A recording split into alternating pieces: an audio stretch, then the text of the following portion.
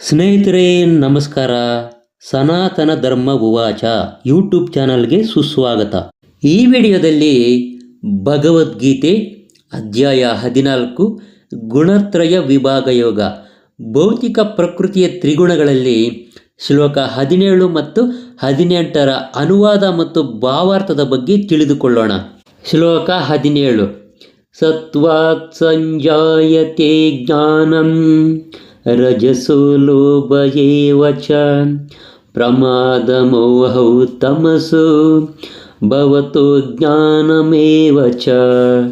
ಈ ಶ್ಲೋಕದ ಅನುವಾದ: ಸತ್ವಗುಣದಿಂದ ನಿಜವಾದ ಜ್ಞಾನವು ಬೆಳೆಯುತ್ತದೆ, ರಜೋಗುಣದಿಂದ ಲೋಭವು ಬೆಳೆಯುತ್ತದೆ, ತಮೋಗುಣದಿಂದ ಮೂರ್ಖತನ, ಹುಚ್ಚು ಮತ್ತು ಭ್ರಾಂತಿಗಳು ಬೆಳೆಯುತ್ತವೆ. ಇದರ ಭಾವಾರ್ಥ: ಈಗಿನ ನಾಗರಿಕತೆಯು ಜೀವಿಗಳಿಗೆ ಬಹು ಹಿತಕರವಾದದ್ದಲ್ಲ. ಆದ್ದರಿಂದ ಕೃಷ್ಣ ಪ್ರಜ್ಞೆಯನ್ನು ಸಲಹೆ ಮಾಡಿದೆ. ಕೃಷ್ಣ ಪ್ರಜ್ಞೆಯ ಮೂಲಕ ಸಮಾಜವು ಸತ್ವಗುಣವನ್ನು ಬೆಳೆಸಿಕೊಳ್ಳಬಹುದು.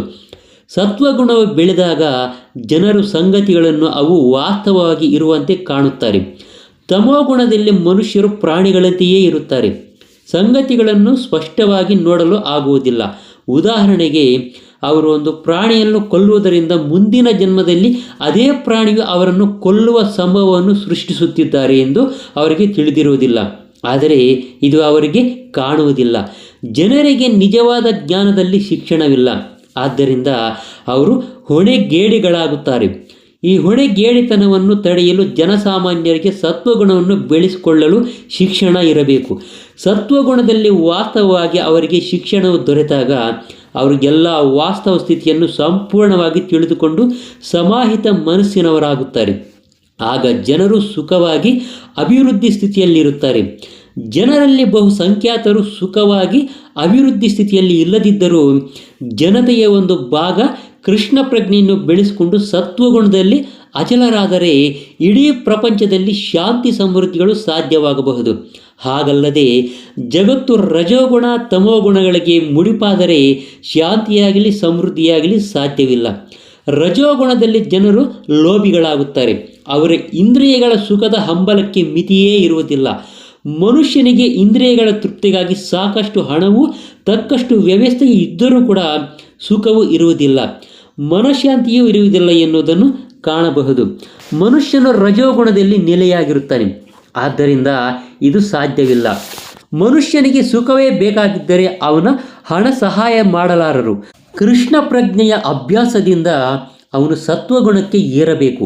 ರಜೋಗುಣದಲ್ಲಿ ತೊಡಗಿರುವಾಗ ಮನುಷ್ಯನು ಮಾನಸಿಕವಾಗಿ ಅಸುಖಿಯಾಗಿರುತ್ತಾನೆ. ಅದರ ಮಾತ್ರವಲ್ಲದೆ ಅವನ ವೃತ್ತಿಯು ಕಷ್ಟದಾಯಕವಾಗಿರುತ್ತದೆ. ತಾನು ಇದ್ದ ಸ್ಥಿತಿಯಲ್ಲೇ ಇರಲು ಸಾಕಷ್ಟು ಹಣವನ್ನು ಸಂಪಾದಿಸಲು ಮನುಷ್ಯನು ಎಷ್ಟೋ ಯೋಜನೆಗಳನ್ನು ಹಂಚಿಕೆಗಳನ್ನು ಮಾಡಬೇಕಾಗುತ್ತದೆ. ಇದೆಲ್ಲ ದುಃಖಕರವೇ. ತಮೋಗುಣದಲ್ಲಿ ಮನುಷ್ಯರು ಹುಚ್ಚರಾಗುತ್ತಾರೆ. ತಮ್ಮ ಪರಿಸ್ಥಿತಿಯಿಂದ ಯಾತನೆ ಪಟ್ಟು ಮಾದಕ ವಸ್ತುಗಳ ಆಶ್ರಯವನ್ನು ಪಡೆಯುತ್ತಾರೆ. ಇದರಿಂದ ಇನ್ನಷ್ಟು ಅಜ್ಞಾನದಲ್ಲಿ ಮುಳುಗುತ್ತಾರೆ. ಅವರ ಭವಿಷ್ಯವು ತುಂಬ ಕತ್ತಲಾಗಿರುತ್ತದೆ. ಶ್ಲೋಕ 18. ಊರ್ಧ್ವಂ ಗಚ್ಚಂತಿ ಸತ್ವಸ್ಥಾ ಮಧ್ಯೆ ತಿಷ್ಠಂತಿ ರಾಜಸಾಃ ಜಗನ್ಯ ಗುಣವೃತ್ತಿಸ್ಥಾ ಅಧೋ ಗಚ್ಚಂತಿ ತಾಮಸಾಃ. ಇದರ ಅನುವಾದ: ಸತ್ವಗುಣದಲ್ಲಿ ಇರುವವರು ಕ್ರಮೇಣ ಊರ್ಧ್ವ ಲೋಕಗಳಿಗೆ ಏರಿ ಹೋಗುವರು. ರಜೋಗುಣದಲ್ಲಿರುವವರು ಭೂಲೋಕದಲ್ಲಿ ವಾಸ ಮಾಡುವರು.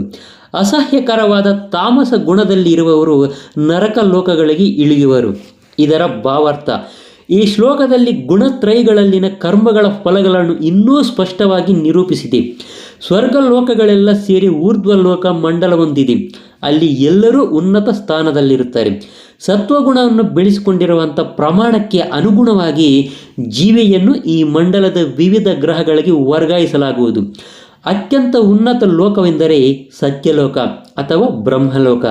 ಈ ವಿಶ್ವದ ಅತ್ಯಂತ ಮುಖ್ಯ ವ್ಯಕ್ತಿಯಾದ ಬ್ರಹ್ಮನು ಇಲ್ಲಿ ವಾಸಿಸುತ್ತಾನೆ. ಬ್ರಹ್ಮಲೋಕದಲ್ಲಿನ ಜೀವನದ ಅಚ್ಚರಿಗೊಳಿಸುವ ಸ್ಥಿತಿಯನ್ನು ಲೆಕ್ಕ ಹಾಕುವುದಕ್ಕೆ ನಮಗೆ ಸಾಧ್ಯವಿಲ್ಲ ಎಂದು ಆಗಲೇ ನೋಡಿದ್ದೇವೆ. ಆದರೆ ಬದುಕಿನ ಅತ್ಯುನ್ನತ ಸ್ಥಿತಿಯಾದ ಸತ್ವಗುಣವು ನಮ್ಮನ್ನು ಇಲ್ಲಿಗೆ ತರಬಲ್ಲದು. ರಜೋಗುಣದಲ್ಲಿ ಬೆರಿಕೆ ಅನ್ನೋದು ಇರುತ್ತೆ.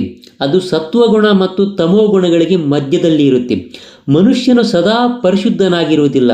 ಸಂಪೂರ್ಣವಾಗಿ ರಜೋಗುಣದಲ್ಲಿಯೇ ಇದ್ದರೂ ಆತ ರಾಜನಾಗಿ ಅಥವಾ ಶ್ರೀಮಂತನಾಗಿ ಭೂಮಿಯ ಮೇಲೆ ಇರುತ್ತಾನೆ. ಆದರೆ ಬೆರಕೆಯೂ ಇರುವುದರಿಂದ ಆತ ಕೆಳಕ್ಕೂ ಹೋಗಿಬಿಡಬಹುದು.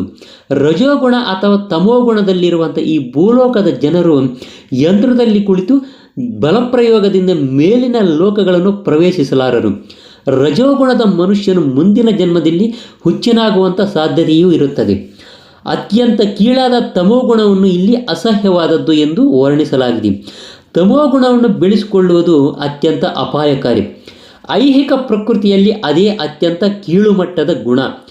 ಮನುಷ್ಯನ ಮಟ್ಟಕ್ಕಿಂತ ಕೆಳಗೆ ಪಕ್ಷಿಗಳು, ಪ್ರಾಣಿಗಳು, ಸರೀಸೃಪಗಳು, ಮರಗಳು ಇತ್ಯಾದಿಯಾಗಿ 80 ಲಕ್ಷ ಜೀವವರ್ಗಗಳಿವೆ. ತಮೋಗುಣವನ್ನು ಬೆಳೆಸಿಕೊಂಡಿದ್ದಕ್ಕೆ ಅನುಗುಣವಾಗಿ ಜನರನ್ನು ಈ ಅಸಹ್ಯ ಸ್ಥಿತಿಗಳಿಗೆ ಇಳಿಸಲಾಗುತ್ತದೆ. ಇಲ್ಲಿ ತಾಮಸಾಹ ಎನ್ನುವ ಪದವು ಬಹಳ ಮುಖ್ಯವಾದದ್ದು. ತಾಮಸಾಹ ಪದವು ಮೇಲಿನ ಗುಣಕ್ಕೇರದೆ ನಿರಂತರವೂ ತಾಮಸ ಗುಣದಲ್ಲಿ ಉಳಿಯುವವರನ್ನು ಸೂಚಿಸುತ್ತದೆ. ಅವರ ಭವಿಷ್ಯವು ಬಹು ಕತ್ತಲಮಯವಾಗಿರುತ್ತೆ. ತಾಮಸ ಮತ್ತು ರಾಜಸ ಗುಣಗಳ ಮನುಷ್ಯರಿಗೆ ಸತ್ವಗುಣಕ್ಕೆ ಏರಲು ಒಂದು ಅವಕಾಶವಿದೆ.